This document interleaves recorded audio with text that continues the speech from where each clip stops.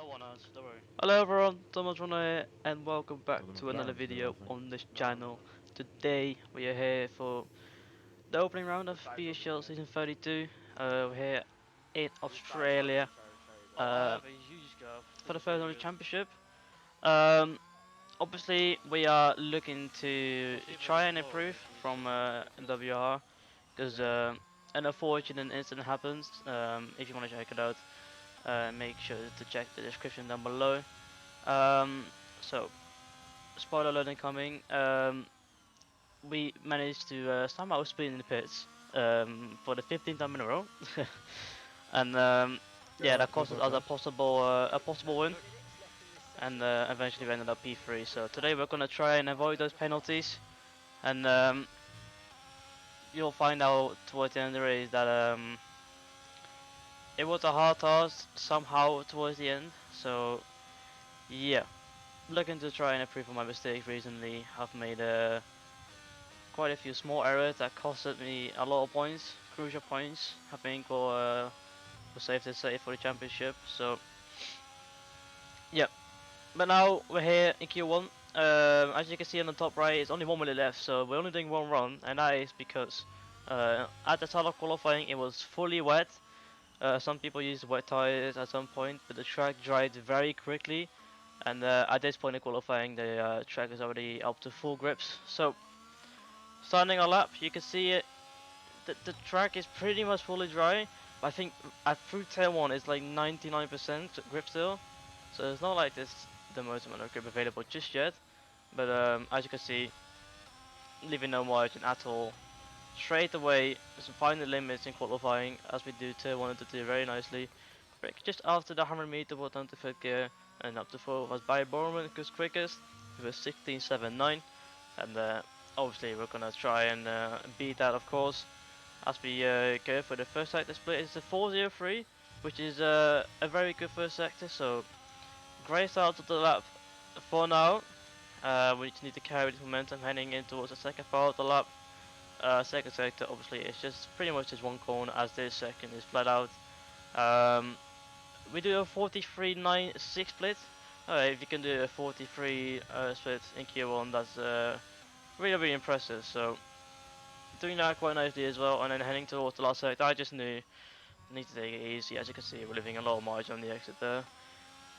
I knew if I could just bring the car home, at the end of Q1, I can probably still get P1 because we had a great first opening two sectors. So doing the last sector very nicely, leaving a bit of margin still. Don't want to validate my lap, and across the line. It's a 16.691, a 10th clear of Barry Borman, and I think 2 tenths clear of Isma Fassi. So that's the first part of qualifying done. As you can see, Osnor Igloo Smith, and I also think I had a last corner. Fabricio and Danny Beresne are out. My last As you already can see, given Jarno up. May I did shoot a up the point 8 in the 7th. last one. For the rest of my lap wasn't too Trojadori good. I was on a up point to 1 split, but they didn't P13. want to invalidate. As you can Yeah, see, So I same knew Mata it is was going to be, bit of I had a complaining going on. 9 something split. 9-6. I had a 7 Luke Smith last. also out.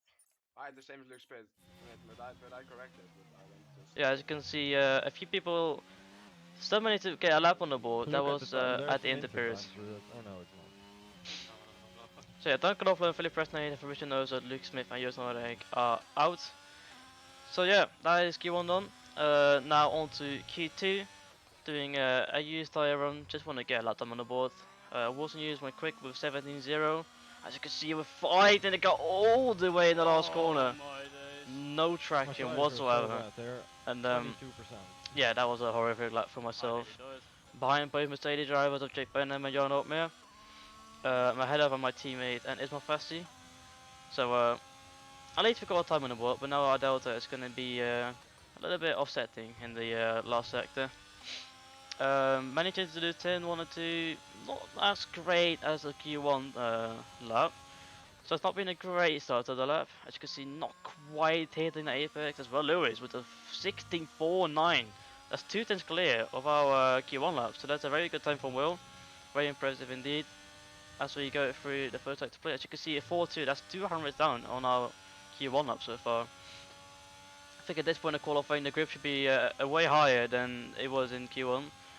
So through the first sector, not so great. So I knew I had to get a bit of a move on if I wanna, you know, have a great time on the board. As you can see, 9-6-1 split. I think that was the exact same split as Q1, but I knew in the last sector there was near 7, 8 tens in our lap. So as you can see, when our 4 tens up, you can just see the delta just it's just shooting up at the moment, and yeah, you'll see in a minute how much we're actually gaining in the last sector. As you can see, 6 tens, and then through here 7 tens, 8 tens, 9 tens, a full second, and across Your the last line is a 3 tenths lower than 16.471, McLaren Barry, I think. which is quickest once Yeah. again. 3 tenths, 2 tenths compared to Thomas. That's what I mean. I could Fuck, I see our voted too engineer hard. saying he's 3 tens behind Yep. Ah. myself. So as you can see right here, Tom Manley goes quickest with a 16.381, then there's ourselves with a 64.71. John Evans goes through, and then Will Lewis, Barry Warren with Jake Wilson with Dave Ribber and Jana Opmeer. And the guys that went out were Ismail Fassi, Alvaro Carroton, Josh Adobe, Daniel Resnay, and Marcel Kiefer. So that is Q2 done. We have 2 new sets of tires to use still. So obviously we're gonna, you know, try and use those 2 set of tires to be able to get a lap in. As you can see, the official results right there. Yeah, it's been a really good start of qualifying so far, and we just need to carry this momentum into Q3, which is you can probably quite obviously say it's my strongest point of the game. Getting the final lap in is something I've been doing quite well recently, so we're looking to do that once again here as we go on board with our first Q3 lap in towards the one, picking between the 100 and the 50, but not hitting the inside curve to perfection. As you can see, not too happy with that lap so far, but going into the second part of sector 1, we're doing this a tiny bit better, but through here we just get the power down so nicely on the limit, on the track limits, and as you can see, Ruben gets kind in the way, but he didn't really have anywhere else to go, so that's all fine. 3-4-5 split, which is about near a 10th quicker than we've done so far, so there's been a very good start of the lap, apart from tier 1 and 2. So yeah, going good so far. As you can see, doing an 8-7-7 split, which is once again near a 10th up on what we've done so far, but in doing this again very, very nicely. And if we just get the last sector right, we're on for pole position here. At the moment, pole position is a 16.22 from Barry Bournemouth. So we're obviously looking to try and beat that. Doing this very nicely, hitting this curb slightly, but then it just losing the traction once again. And on the exit, just losing the car Fast, again. man. And yeah, across the line. No, wait, that's a 2-4? I was very Did you surprised see the last corner? with that last corner that was still at 0.244, which is only 200 behind Barry Bournemouth. So we knew we had the pace for pole position, but we just couldn't hook it up the lap. And now going to the last lap, I know where the time is, and we just need to make sure we do it to absolute perfection. So full send in this last flying lap of qualifying. Starting the lap, the area is wide open. Stay to the left of the track to minimize the distance, of course, and in towards turn 1. Try and hit the curve a bit better this time, as you can see. Gaining 100s, 200s, 300s. Delta is rocketing up at this point, and at this moment in time, I just thought, alright, let's just fully send. As you can see, we're 800s up for a brief second right there. And on the exit, we've lost near 100, but that was, of course, because of a different line. So going to the first sector, it's a 253, which is absolutely ridiculous. That is our PB by near half a tenth. So I thought, alright, it's all or nothing now. We just need to send it 110%. But actually, we'll see. Doing a 7A split, the first ever split we've done so far, but yeah. We invalidate our second lap, and that is qualifying then. As you can see, we hit the curve. We're not concentrated right now, and we're just bottling the rest of the lap. As you can see, we gained another 200 there, but just again, just clumping the curve.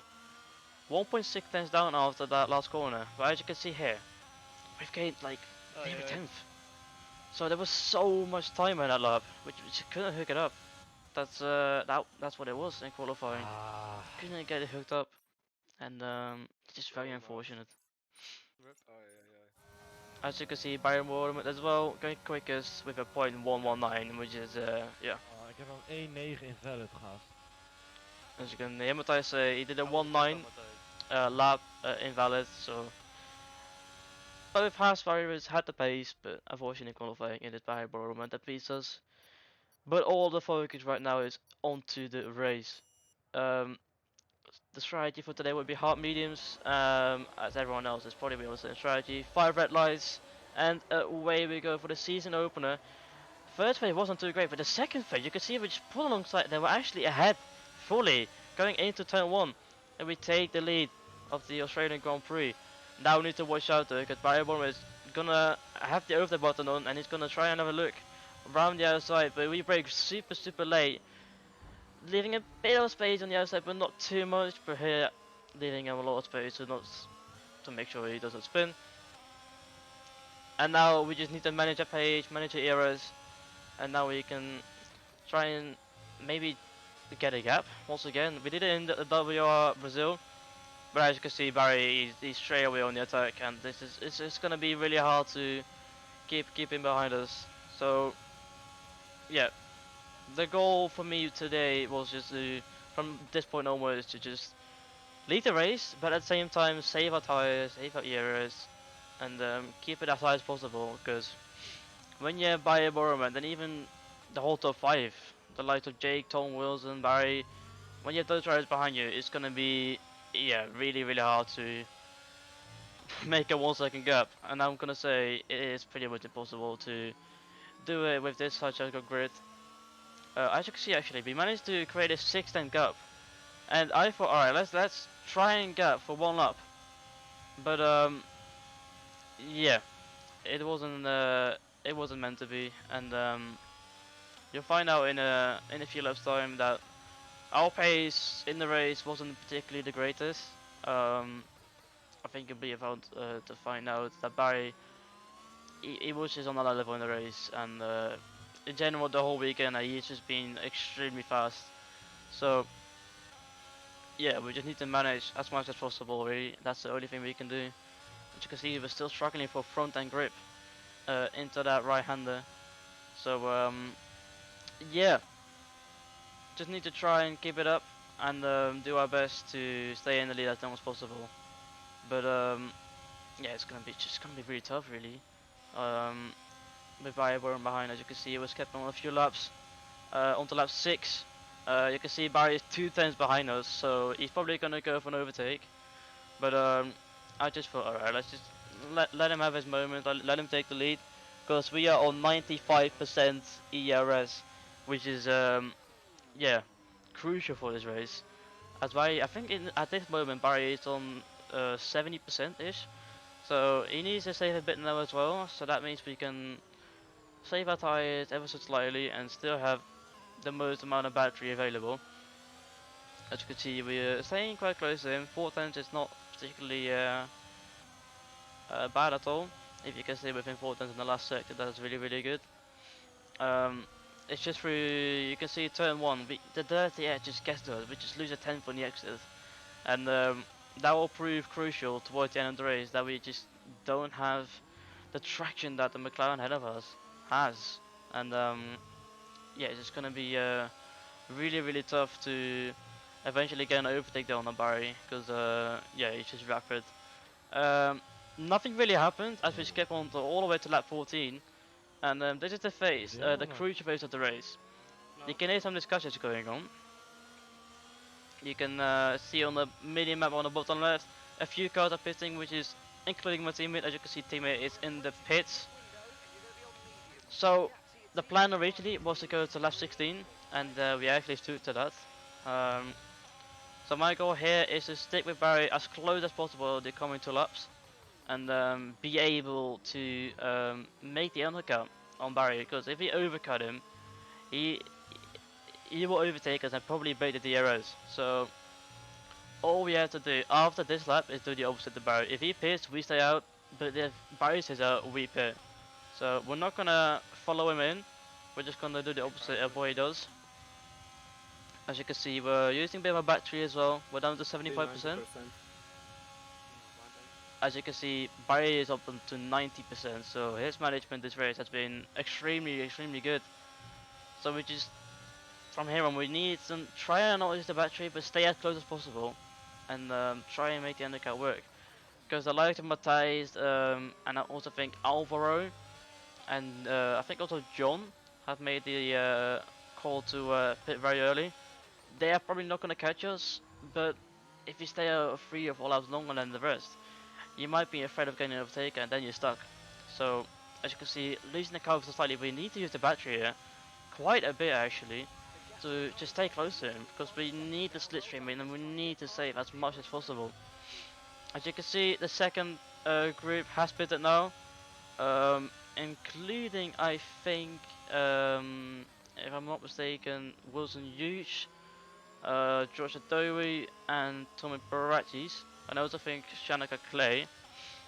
I'm not too sure though, I might be wrong. As you can see, Jos Nordek does the fastest lap, Philip Preston does the fastest lap of a 19.5, and that is 1.2 seconds quicker than my fastest, which is a 20.7.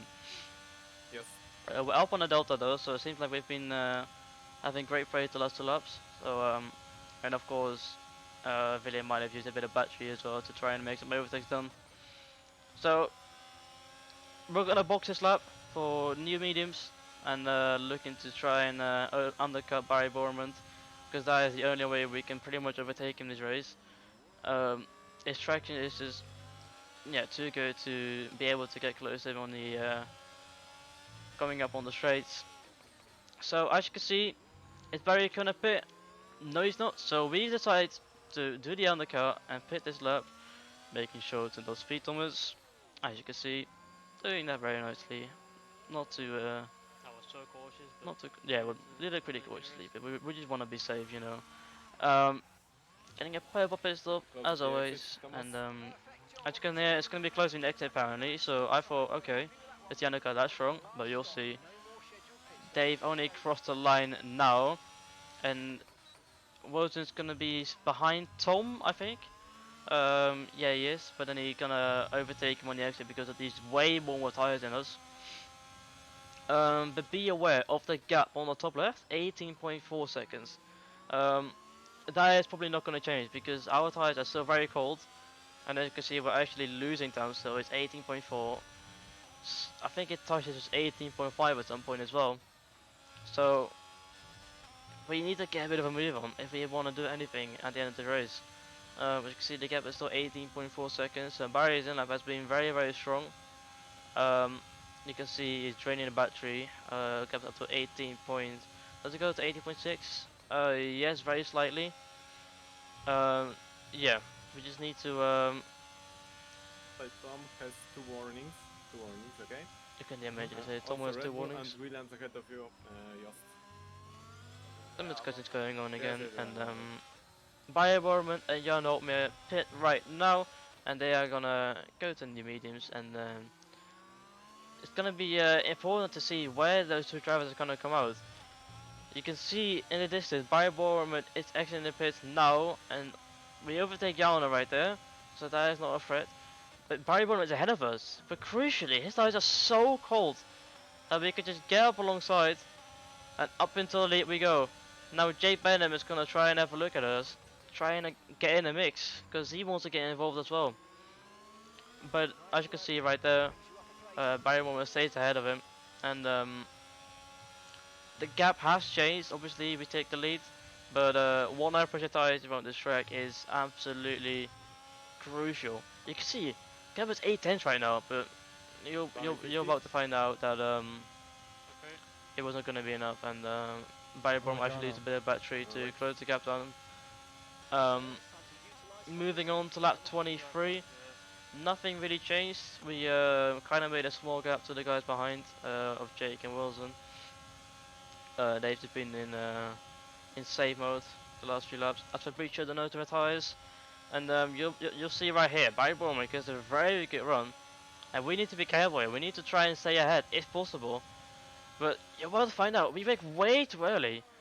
but he squeezes us ever so slightly, and going side by side right now, very nice racing here. And going into the last corner, we try and do a half send, accidentally hit him. We also get hit from behind, but it's just heart raising, but also trying to keep it fair. I didn't want to off the barrier because of that tap in the last corner, so we just stayed behind here. I could just see yellow flag for a brief moment because of from between the nose his car. But you could just see the McLaren just shoots away from us. Did I take damage? And we tried to have a go into the fourth turn of the track, Don't but think so. it just wasn't enough. And this has been the I case. don't think so. No one answered. Yes or no? Give me say, getting a bit mad at my engineer for No. yeah, no reason, but yeah, which is very frustrated right now because we were behind Barry Borman and Alright, he's just now keep on turning 100% tires, so it's just gonna be extremely tough to keep with him. But moving on a few laps, we managed to stay with Barry Borman, and we're looking to try and make an overtake here because this is the last chance probably we can get an overtake done. So we're using all our battery here. But you could just see the McLaren just has too much nice speed. And we can't send up the inside because that is going to end up in a crash. But you could just see right here, it's just not quite enough. The grip of Barry Borman is just, yeah, he's just very fast and not hitting that curve properly. And the gap was all the way up to 5 tenths there. Using a bit of battery again to close the gap to him. As you can see, we managed to close the gap pretty nicely. But this is the lap where it all goes wrong for us. As you can see, you're getting our first warning of the race, so nothing to worry about for now. As you can see, we're trying to have a look on Barry, but it's just not enough. It's just not enough for this race. So Barry Borman is most likely to win the race because our battery level is just way too low. We're only on 10% as we almost lose the car once again. Just struggling for grip at the moment. And as you can see here, getting our second warning. And yeah, we tried everything and we tried and make him feel under pressure, but it just wasn't enough. Now he starts flashing. But as you'll see, we had a second warning, but Wait, what? we were very confused at I the got time. one warning the whole race. I thought I had a one warning from just the exit going onto the back straight. Um, apparently I had a warning in tier 1 as well, which I did not know at the time. So yeah, that is gonna be. I was dropping down the field quite a bit actually. As Barry Borman wins the opening race of the season, Jake Burnham gets second, and Walton gets P3. Barry cut the pit entry line. And, I should up to it's up P7. you if you want Oh, to- report it, penalty. Oh yeah. You can also I hear pitted too early, man. My tires were getting some accusations going on with Barry having a pit thingy, but nothing was dealt at the end. He did it over in his square. So Barry Borman takes the win out of Jake, then Wilson in P3. Ismail Fassi on his debut, I believe, in P4, so very well done from him. Tom Manny P5, Jonah in P6, ourselves, Thomas Ronhaar P7, Matthias Van Over P8, Dan Breston in P9, and rounding out the top 10 is Josh Adouri. And the two Dutch drivers are Duncan and Joost just missing out on the top 10. So, bit of a lucky for them, but I'm sure they'll bounce back really soon. So, that is it for today. I hope you guys enjoyed. Make sure to like and subscribe as always. And I'll see you guys in the next one. Ciao, everyone.